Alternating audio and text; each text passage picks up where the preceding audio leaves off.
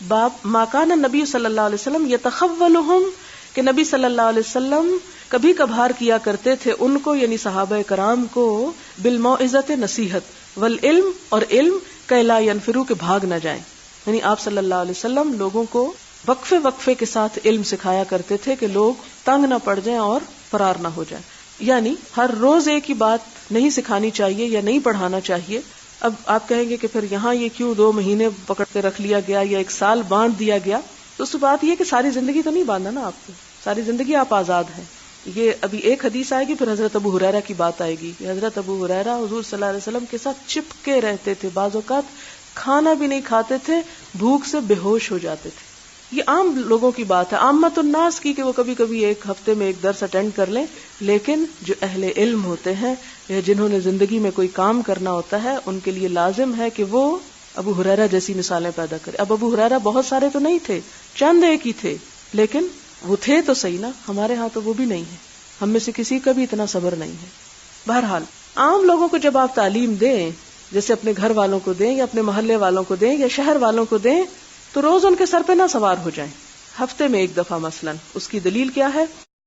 حدثنا محمد بن یوسف قال اخبرنا سفیان عن الاعمش عن ابی وائل عن ابن مسعود قال قال النبی صلی اللہ علیہ وسلم یتخولنا، کہ وقت اور موقع کی رعایت سے کرتے تھے ہم کو، کبھی کبھار کرتے تھے ہم کو، بالموعظۃ نصیحت، فی الایام دنوں میں، کراہت ناپسند کرتے ہوئے، السعامۃ اکتاہٹ کو، علینا ہم پر، یعنی اس ڈر سے کہ ہم لوگ اکتا نہ جائیں آپ ہمیں کبھی کبھار واز کیا کرتے تھے. حدثنا محمد بن بشار قال حدثنا يحيى بن سعيد قال حدثنا شعبة قال حدثني ابو التياح عن انس عن النبي صلی اللہ علیہ وسلم قال یسروا، واز کرتے ہوئے کیا کرو؟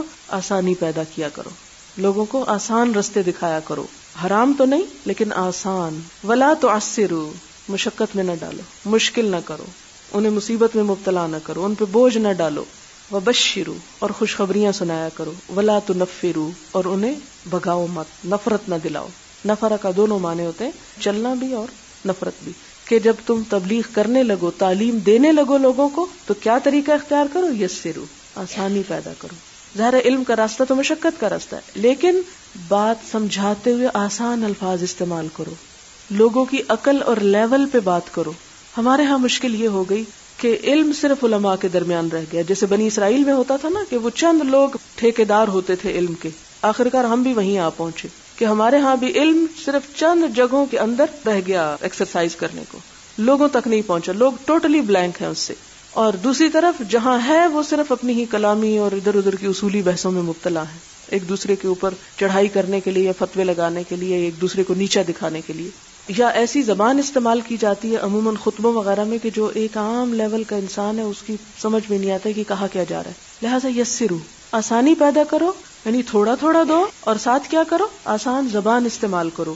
ولا تعسروا، ایسا نہ ہو کہ وہ علم سے بوجھل ہو جائیں. اور خوشخبری کی بات کرو، ابتدا کہاں سے نہ کرو، یعنی ڈرانے سے مت کرو. عموماً لوگ کیا کرتے ہیں کہ ڈرنا ہر ایک کی کمزوری ہے نا، تو لوگوں کی کمزوری سے فائدہ اٹھاتے ہیں، جہنم کی اور عذاب کی اور وعید کی باتوں سے ابتدا کرتے ہیں. ہم اپنے بچوں کو بھی نماز کے لیے کیا کہتے ہیں؟ پڑھو نہیں تو جہنم میں جاؤ گے، آگ میں جلو گے، فلاں ہوگا فلاں ہوگا. یہ نہیں ہونا چاہیے. بشرو، خوشخبری دو کہ یہ کرو گے تو کیا کچھ ملے گا. لیکن اس کا یہ مطلب نہیں کہ ایسی خوشخبری سناؤ کہ لوگ پڑھے ہی نہ اور غافل ہو جائے. کبھی کبھی وہ بھی لگاؤ. ولا تنفروا، لیکن نفرت نہ دلاؤ، یعنی اگر سختی بھی کرنا چاہتے ہو تو اس سختی میں بھی کیا نہ ہو، یہ نہ ہو کہ وہ اتنی کہ ٹوٹ جائے اور چیز ختم ہو جائے.